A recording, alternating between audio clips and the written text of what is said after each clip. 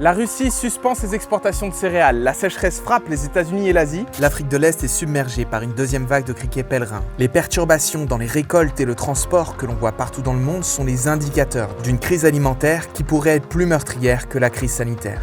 Le nombre de personnes en insécurité alimentaire aiguë a doublé selon le dernier rapport de l'ONU, atteignant les 265 millions de personnes menacées et ce à cause de l'impact économique du coronavirus. Une fois de plus, la pandémie agit comme un révélateur des fragilités structurelles de notre société globalisée. Mais les causes de la pénurie alimentaire que l'on s'apprête à vivre se trouvent bien en amont.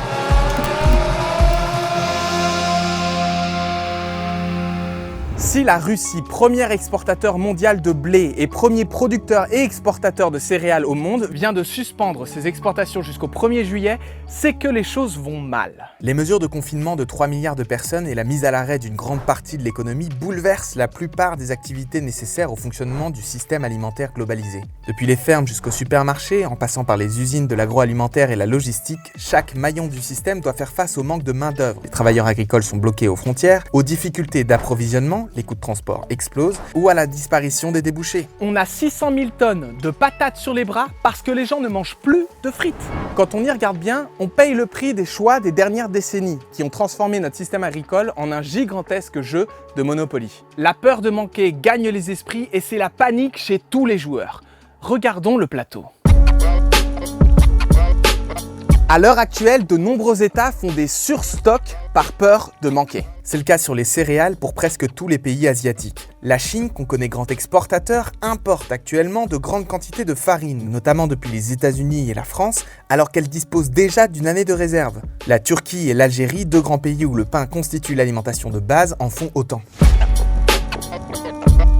On a déjà parlé de la Russie qui cesse toutes ses exportations de céréales jusqu'à juillet, mais le Kazakhstan et l'Ukraine font la même chose alors même que les récoltes s'annoncent super bonnes. La Thaïlande, le Cambodge, le Vietnam et l'Indonésie ont annoncé une réduction de leurs exportations de riz. Le Vietnam a peur de manquer de riz, non sans raison.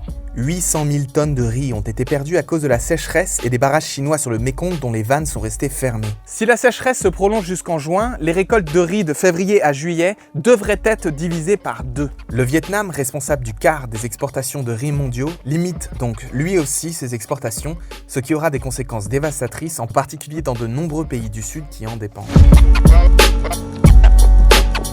Avec d'un côté les États qui font des surstocks et de l'autre les producteurs qui réduisent leur export, comme ce qui est rare et cher, le prix des denrées alimentaires de base les plus consommées au monde a déjà augmenté. Le riz thaïlandais, à moins de 5% de brisure, c'est la qualité de référence, a vu son prix progresser de 30% depuis le début de l'année à près de 580 $ la tonne. Voilà ce qui se passe lorsque tu laisses le prix de ta bouffe être géré par des traders prompts à la panique et avides de profit.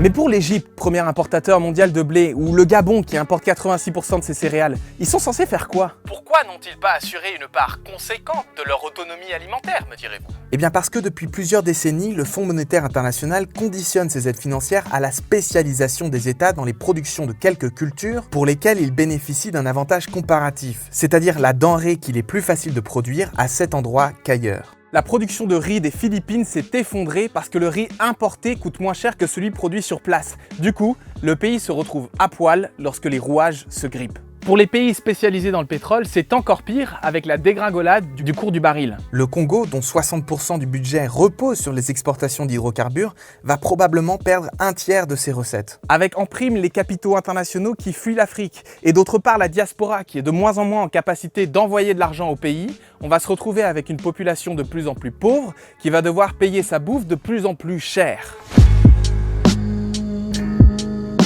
L'OMS, l'OMC et la FAO sonnent l'alarme de la pénurie alimentaire et fustigent les réactions protectionnistes des États. Millions of civilians living in conflict-scarred nations, including many women and children, face being pushed to the brink of starvation with the specter of famine, a very real and dangerous possibility. Selon l'ONG Oxfam, le nombre de personnes menacées de famine en Afrique de l'Ouest pourrait quasiment tripler en 3 mois et concerner 50 millions de personnes en août contre 17 millions en juin. You will find riots. People will become desperate because they need that dollar a day or that euro a day to be able to survive. Residents clashed with police in Cape Town as people demand state food parcels. This is not animals. This is hungry people. These people are looking just for food. We can rather die of coronavirus than to die in our homes of hunger. Rappelez-vous, en 2008 et entre 2010 et 2012, c'est la hausse des cours des denrées alimentaires de base qui avait causé des émeutes de la faim dans plus de 30 pays à travers l'Afrique, l'Asie et le Moyen-Orient et qui avait joué un rôle déterminant dans le déclenchement des révolutions arabes. Et aujourd'hui, cette pénurie alimentaire va se jouer dans un contexte de pandémie mondiale et de récession économique profonde. The best advice for Africa is to prepare for the worst and prepare today. S'il m'arrive d'avoir le mal de payer, je l'ai pour Paris.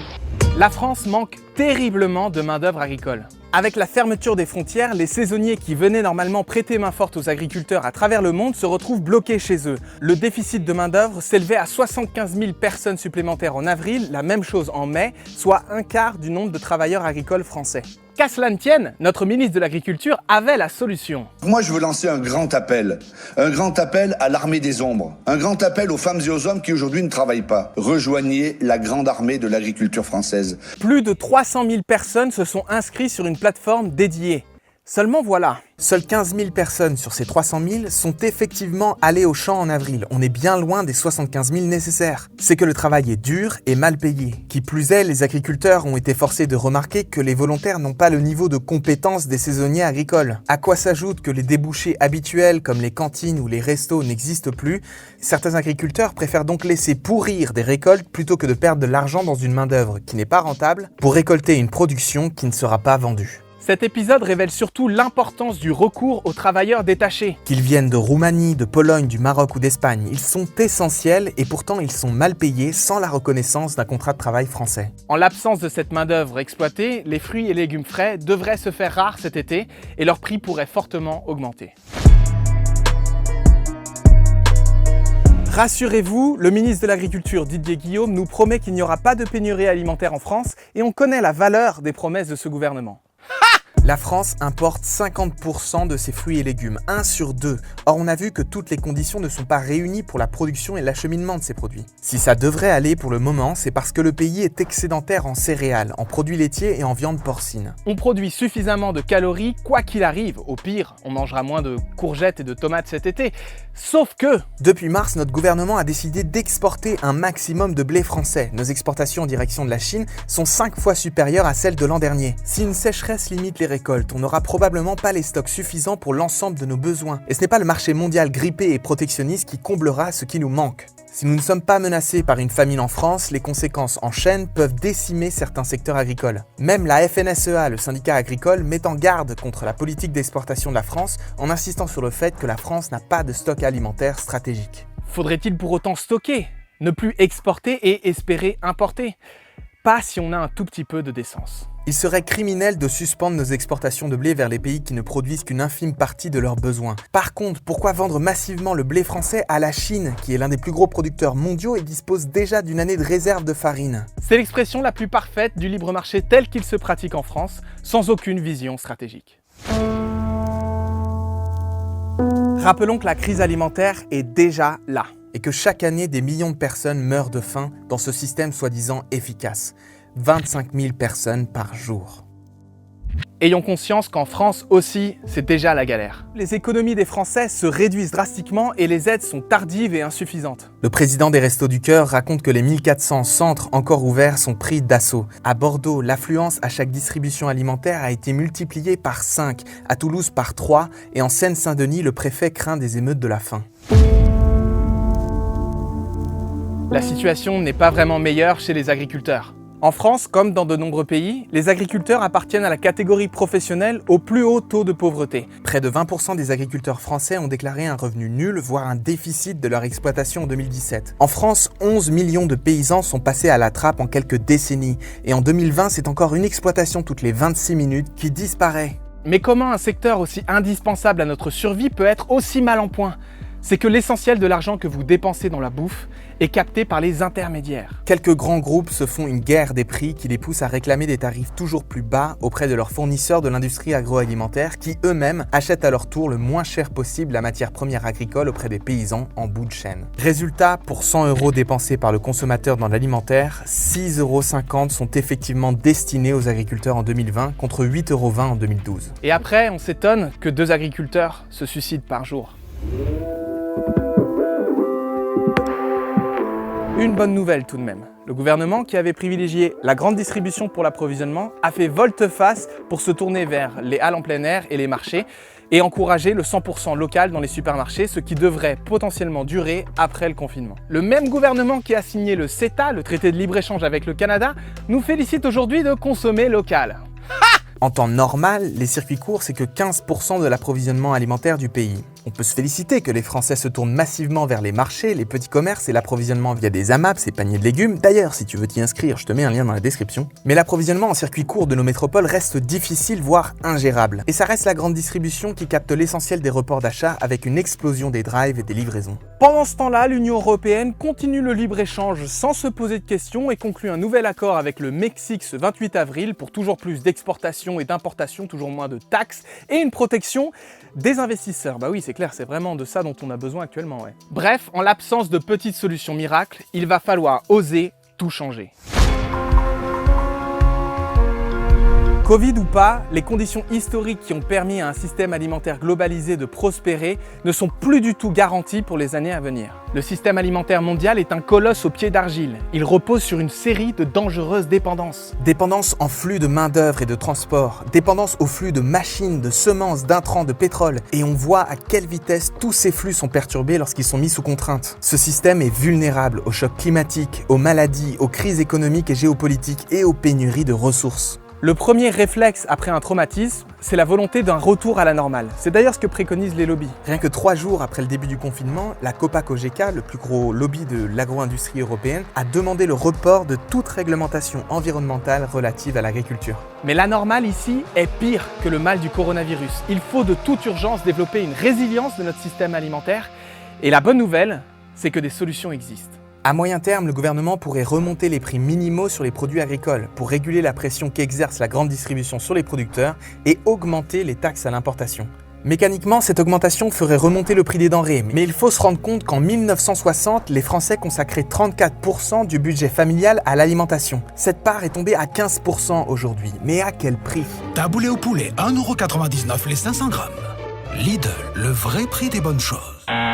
Selon un récent sondage, 93% des Français sont prêts à payer plus cher leur nourriture si elle vient de France et offre des garanties de santé publique si elle est de qualité. Pour limiter l'impact de cette hausse des prix, on pourrait rééquilibrer les coûts en réduisant les intermédiaires par le biais de la vente directe ou en réduisant les marges que se font les supermarchés sur les produits de première nécessité. On pourrait aussi renégocier la politique agricole commune au niveau européen, ça ferait pas de mal. 60 milliards d'euros qui aident pour l'instant essentiellement les grosses exploitations polluantes au détriment du plus grand nombre des agriculteurs. Les critères d'attribution devraient être rediscutés bientôt, un rapport de force doit être établi. En payant mieux les paysans, on rendrait la filière plus désirable, notamment auprès des jeunes, et on leur permettrait d'embaucher des travailleurs agricoles, de créer de l'emploi en local. On leur donnerait enfin l'opportunité de sortir la tête de l'eau et d'envisager une transition vers une agriculture plus résiliente face à la crise climatique qui s'annonce. Et elle existe déjà. L'agroécologie, qui prend différentes formes pour régénérer les sols, économiser l'eau, réduire la mécanisation et boucler les cycles de carbone, de l'azote et du phosphore.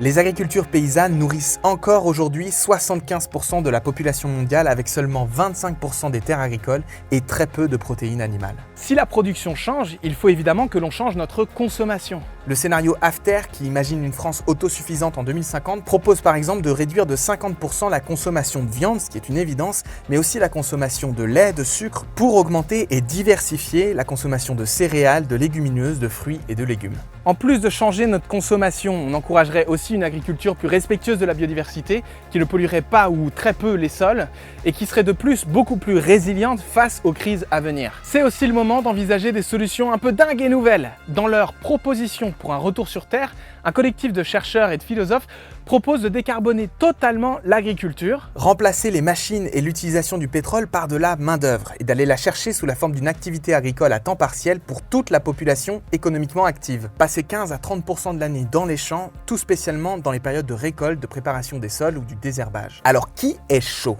Voilà simplement quelques idées à creuser pour construire le monde d'après. Il va falloir qu'on s'en empare. Et pour ça, je vous invite à partager cette vidéo parce qu'il est certain que la préoccupation de la sécurité alimentaire ne va pas disparaître à la levée du confinement. Il y a 4 chances sur 5 pour que vous ne soyez pas abonné à cette chaîne. Alors n'hésitez plus, abonnez-vous. On va continuer à produire des vidéos pour trouver le chemin pour sortir de ce merdier. J'en profite pour remercier nos tipeurs qui pour la première fois nous ont permis l'indépendance financière à 100%. C'est grâce à eux que cette vidéo est produite. Gardez la pêche et à très vite.